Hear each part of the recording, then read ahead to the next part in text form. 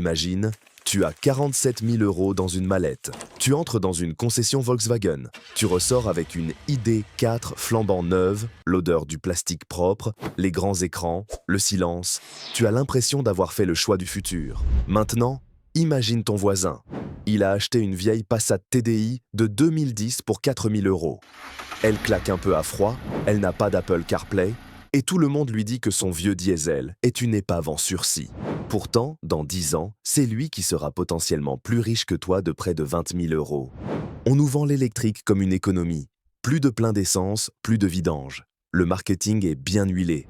Mais j'ai voulu sortir la calculatrice et arrêter de fantasmer. J'ai comparé ce que coûte réellement la possession de ces deux voitures sur une décennie. Dépréciation réelle, coût caché de l'assurance, prix de l'électricité en 2025, entretien des batteries contre entretien mécanique. Le résultat? Il n'est pas juste surprenant, il est violent. Si tu penses que rouler dans une voiture de 15 ans est un signe de pauvreté, tu te trompes de calcul. C'est peut-être la décision financière la plus brillante de ta vie. On décortique tout, sans idéologie, juste avec des chiffres. Pour que ce comparatif soit honnête, on reste dans la même famille. D'un côté, la Volkswagen Passat 2.0 TDI B6-B7 de 2010. Elle a 180 000 km au compteur.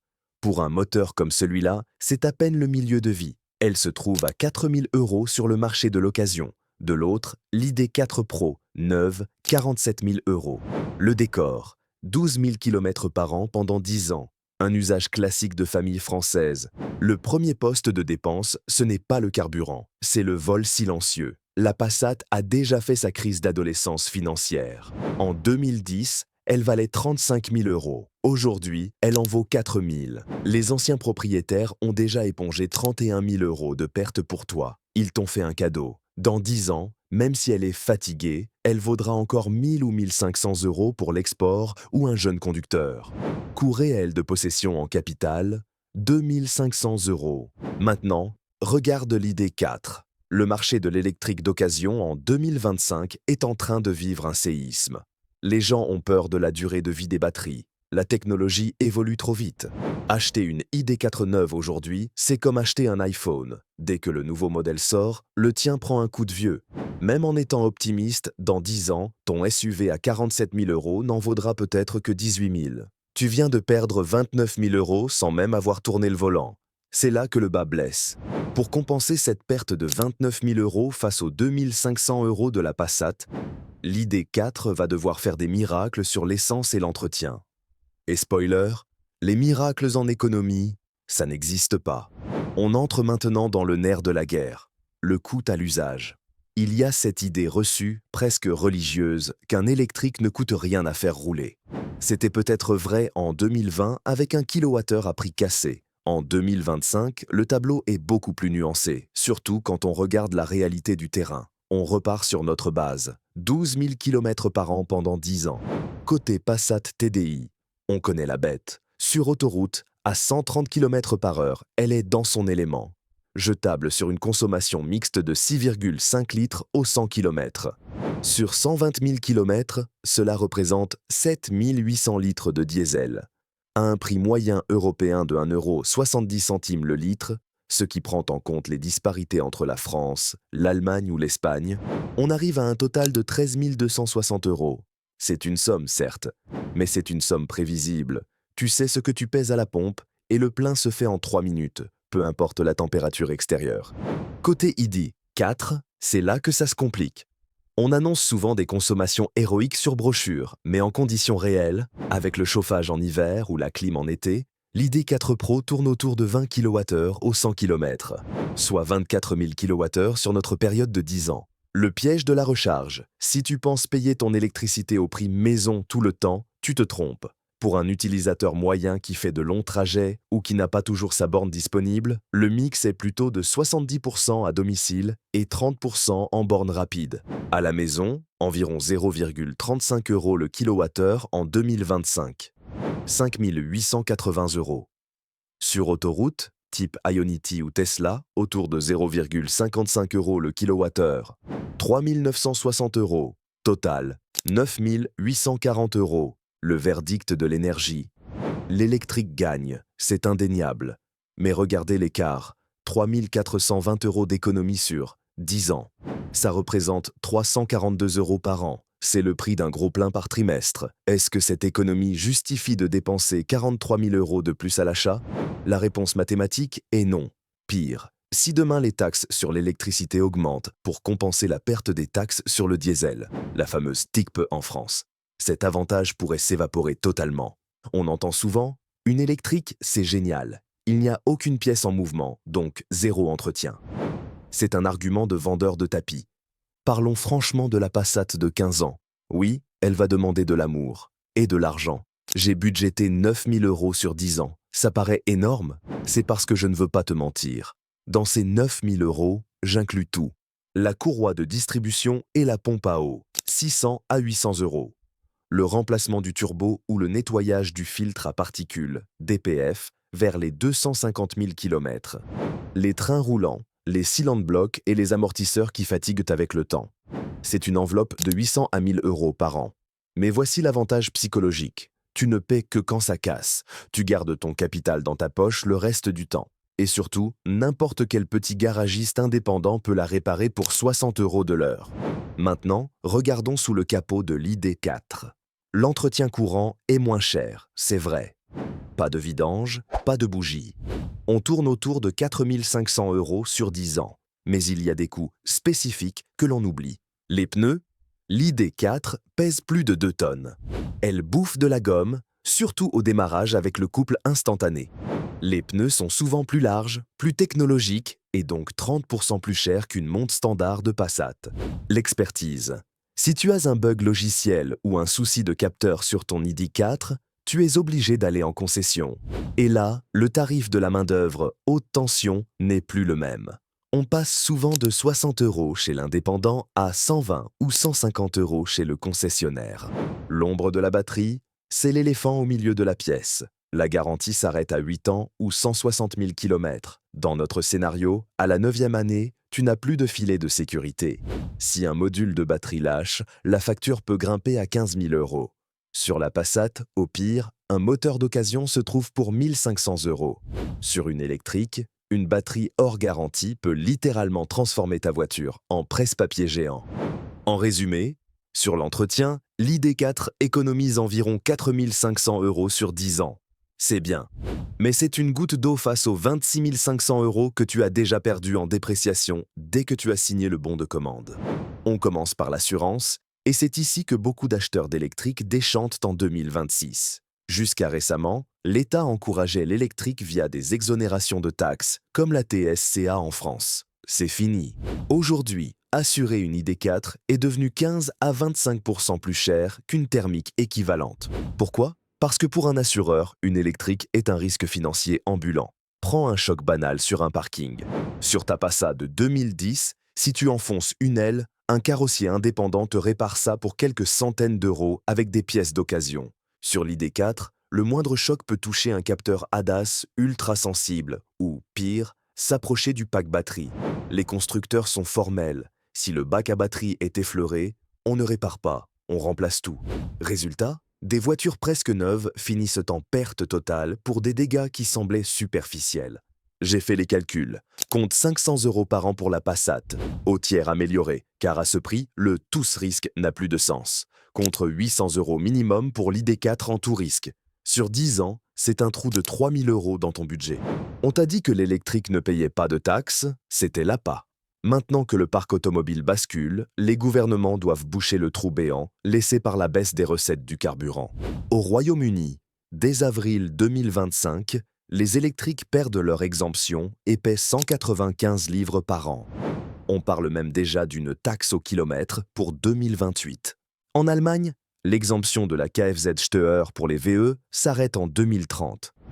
Pour notre comparatif, j'ai posé une moyenne réaliste sur 10 ans. 250 € par an pour la Passat, environ 2 500 € au total, contre une montée progressive pour l'ID4 qui finira par payer comme les autres, soit environ 1 000 € cumulés. L'avantage fiscal de l'électrique est une peau de chagrin qui rétrécit chaque année. Oui, mais avec mon diesel, je ne pourrai plus entrer dans Paris, Lyon ou Berlin. C'est l'argument de peur numéro 1. Analysons-le avec pragmatisme. Oui, les restrictions critères 3 et 4 se durcissent en 2025 et 2026. Mais pose-toi la question, combien de fois par mois as-tu réellement besoin d'aller avec ta voiture au centre-ville d'une métropole? La plupart des villes proposent des passes ZFE, souvent 24 jours par an pour les visiteurs occasionnels. Pour les autres, il y a les parkings relais.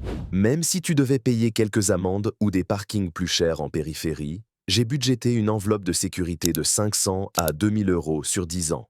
C'est dérisoire comparé aux 43 000 euros d'écart à l'achat. On n'achète pas une voiture de 47 000 euros juste pour s'épargner 3 trajets en métro par mois. Enfin, parlons du TÜV ou du contrôle technique. Pour la Passat, c'est le moment de vérité sur la pollution et les trains roulants.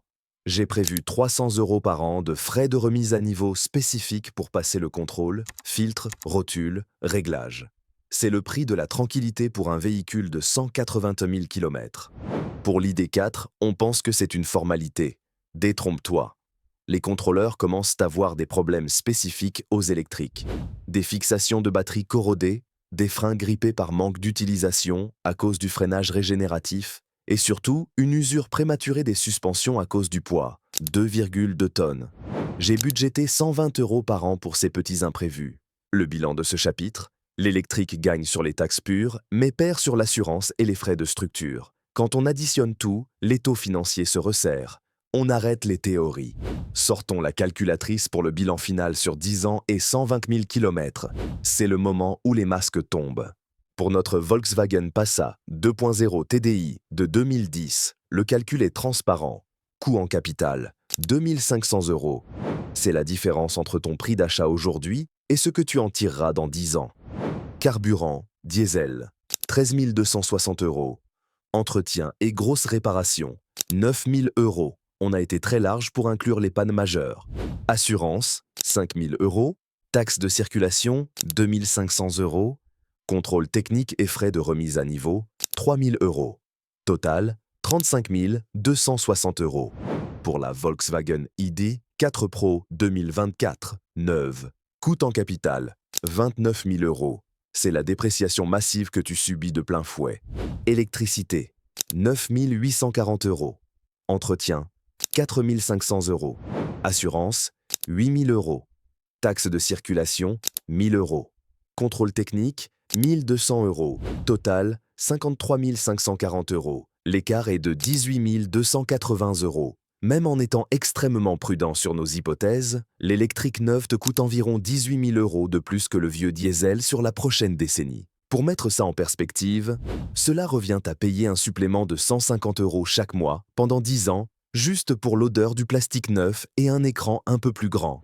L'ID4 a beau gagner sur l'énergie et les taxes, elle se fait littéralement massacrer par la dépréciation. C'est un gouffre financier que l'économie à la pompe ne pourra jamais combler. Mais attention, car le chiffre de 18 000 euros n'est que la partie émergée de l'iceberg. Le vrai coût, celui qui change une vie, c'est ce que tu fais du capital que tu ne dépenses pas. Quand tu achètes la Passat, tu gardes 43 000 euros dans ta poche, la différence de prix d'achat. Si, au lieu de les injecter dans un tas de ferraille qui perd sa valeur chaque jour, tu les places intelligemment, même avec un rendement modeste de 5% par an, la magie des intérêts composés opère. Au bout de 10 ans, tes 43 000 euros sont devenus 70 000 euros. Tu as généré 27 000 euros de gains nets en restant assis sur ton canapé. Regarde ces 43 000 euros de différence autrement. Pour la Passat, cela représente 30 ans de carburant. Tu pourrais rouler jusqu'en 2055 sans que cela ne te coûte un centime de plus que l'achat de l'ID4. 80 ans d'assurance. Autant dire que la voiture serait couverte pour 3 générations de conducteurs. En fait, ces 43 000 euros, c'est plus que le coût total de possession de la Passat sur 10 ans. En choisissant le vieux diesel, tu libères une somme qui couvre l'intégralité de tes besoins de transport. Et il t'en reste encore. Le vieux diesel ne se contente pas d'être moins cher. Il libère ton capital.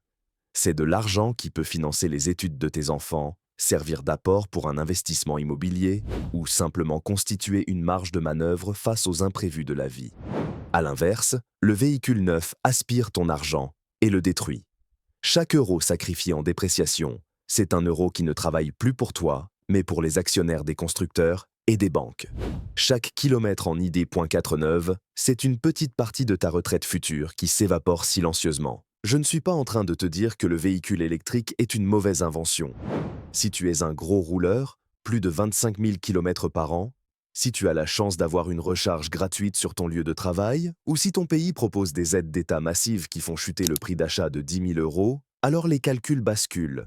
De même, si tu vis au cœur d'une zone à ultra faibles émissions sans aucune alternative, l'électrique devient une taxe de passage obligatoire. Mais pour l'immense majorité des automobilistes européens, et particulièrement ceux qui à 50 ou 60 ans n'ont plus envie de s'enchaîner à des mensualités de crédit, le vieux diesel reste le roi de la rationalité. Il faut comprendre une chose. L'industrie automobile ne gagne pas d'argent quand tu entretiens ta vieille voiture. Elle en gagne quand tu as peur. Peur de la panne, peur du regard des voisins, peur d'être dépassé. Le marketing est conçu pour te rendre chroniquement insatisfait de ce que tu possèdes déjà. On transforme la conduite d'un véhicule de 15 ans en une source d'anxiété, alors que c'est une source de liberté. Chaque année où tu gardes cette Passat en bon état, c'est une année où tu n'absorbes pas 6 000 euros de coûts inutiles. Chaque facture de 800 euros chez ton petit garagiste n'est pas une catastrophe. C'est un investissement qui te permet d'éviter un crédit de 40 000 euros. Je te laisse avec ce chiffre, le seul qui compte vraiment à la fin de la journée, 18 280 euros. C'est le prix du silence et de l'odeur du neuf sur 10 ans. C'est la différence entre suivre le troupeau ou construire ton patrimoine. Pour le même trajet, pour la même utilité, pour te rendre d'un point A à un point B en sécurité avec ta famille, l'un des choix te rend plus pauvre chaque matin, l'autre te permet de financer tes vrais projets de vie. La prochaine fois que quelqu'un essaiera de te convaincre que l'achat d'une voiture neuve est une décision intelligente, réponds-lui avec ces chiffres. Réponds-lui avec ses maths. Et surtout, garde les clés de ta vieille voiture bien en main. Tu ne roules pas juste dans un diesel de 2010. Tu roules vers ton indépendance financière.